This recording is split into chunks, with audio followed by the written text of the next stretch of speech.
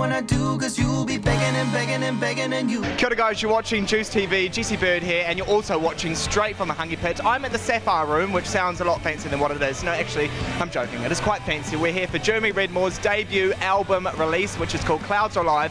Go and get it right now. I'm going to chuck on these specs to look more like Jeremy Redmore, and I'm going to get in on the action. The sink's about to fly. Just hold your arms out, give me a sign. Just put your hands up, love is on the line. She was an usher on the local movie floor. He wasn't anything, anything. All right, we're here with Jesse Shear. Now, I know you had involvement on Jeremy Redmore's debut album, Clouds Are Alive, so tell us what you had to do with the album. I just played the guitars on it. Yeah. Nice and simple. And what would you say? Because I know you're trying to get on stage. What would you say about Jeremy Redmore as an artist? What do you like about him as an artist? I think he does a lot with simple progressions. He's got, a great voice, great melodies, great songs, and yeah, I really love playing with him, and playing on the album was a great thing for me. You just run, run, run. You say goodbye to the days of Midnight Youth. You're flying solo now, and Clouds Are Alive as a result of that. So probably what was one of the biggest challenges of making this record? So many, man. I basically started 2013 with no band, no manager, no record deal, nothing. And so I had to sort of do it all myself. Ended up producing a record myself, which I didn't really plan on either. So the whole thing's been, it was too much of a challenge, to be honest. I ended up in bloody hospital. It was too stressful. Drove myself sick with it. So I'm lucky I actually sort of got through and recorded it.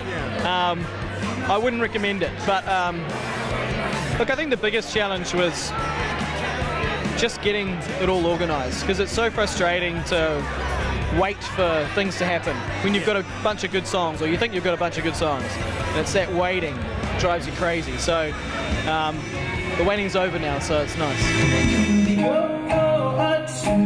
With just a little bit of bad girl philosophy, I'll get you to be good to me. With just a little bit of bad boy philosophy.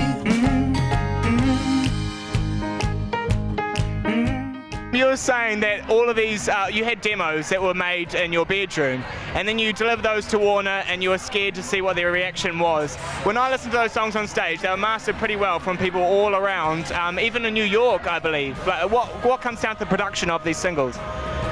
A lot, yeah. Look, they showed a lot of belief in terms of taking the, and especially me producing them, because I hadn't produced anything before. Yeah. I had this real clear vision for the songs, but I hadn't done it before. I pretty much just didn't tell them that I was going to produce it myself. And I just kind of said, I'm going to the studio next week, boom. I didn't really give them any details. Because I thought that I could pull it off, but I wasn't sure. It was a big risk. But it was all like pretty homegrown, Kiwi DIY sort of made. I recorded in Dave Dobbin's backyard, this little studio at the back of his house, and it was mixed by a guy called Simon Gooding in Wellington, who did a great job.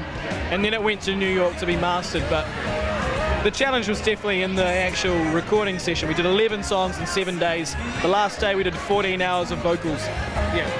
So it was a marathon. Drag Me Home by far, and She, those two songs are my favourite tracks. Drag Me Home draws me in, and She, a nice way to end the album launch. Tell me about your favourite track on the album, and why is it your favourite track? You took the words out of my mouth, mate. Those two are my favourite songs. So She especially is my favourite. I always wanted a song that was like a really great closing track, and I had a real clear vision for it, and I felt like I really pulled it off. One of my favourite bands is a band called Elbow, and the last minute 40 of She is a big nod in their direction. It's that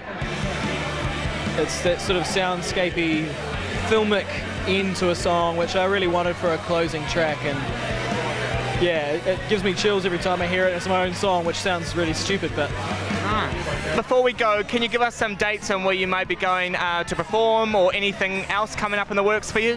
Next week I'm playing a show in Tauranga on the 30th at Major Tom's, $10.